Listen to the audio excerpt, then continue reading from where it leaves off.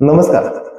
आपण मैदान डिजिटलच्या माध्यमातून एका अतिशय संवेदनशील विषयाकडे केंद्र सरकारचं लक्ष वेधणार आहे.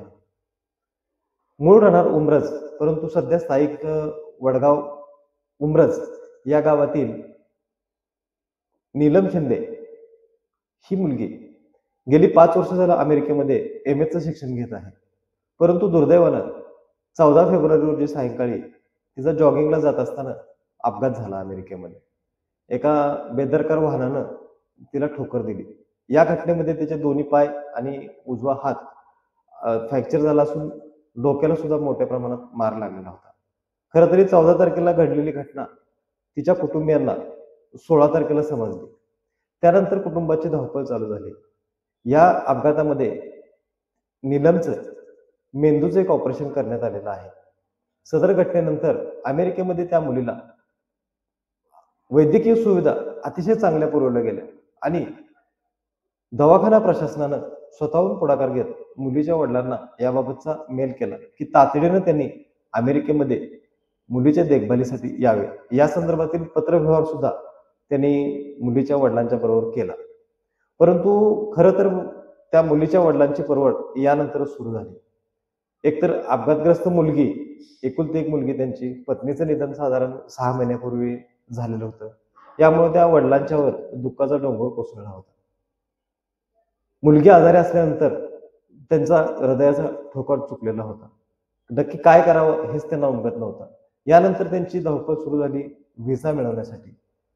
यावेळी त्यांनी साताऱ्याचे माजी खासदार श्रीनिवासजी पाटील, कराड उत्तरचे माजी आमदार बाळासाहेब पाटील, तसेच केंद्रीय मंत्री मुरलीधर मोहोळ यांच्या माध्यमातून अमेरिकन एम्बॅसीशी वारंवार संपर्क साधण्याचा प्रयत्न केला.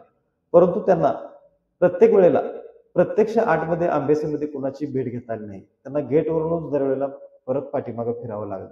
यामुळं कुटुंब हवालदिल झालं असून मुलीच्या काळजीने वडिलांची तारांबळ उडालेली आहे. वडील हवालदिल झालेले असून त्यांना एकच ध्यास लागून राहिलेला आहे की माझी मुलगी कशी असू द्या, परंतु मला तिला डोळे भरून एक वेळ बघू द्या.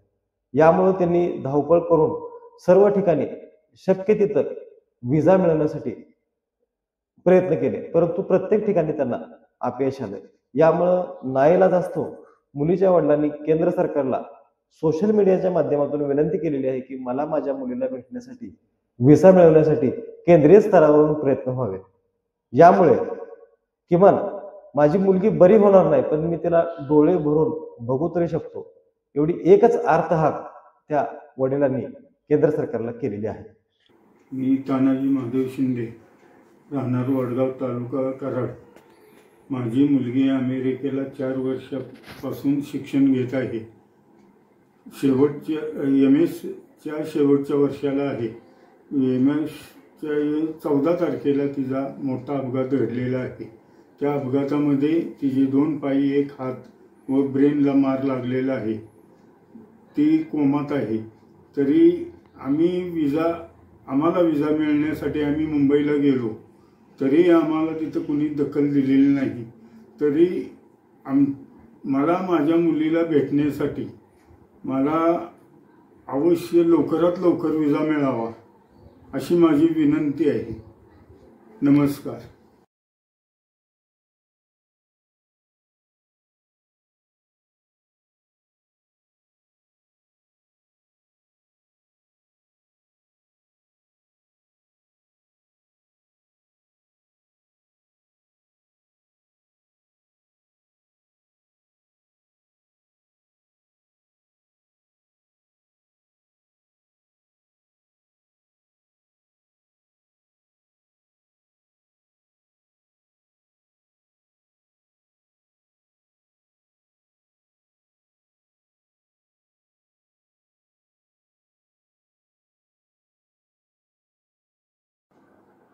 नमस्कार.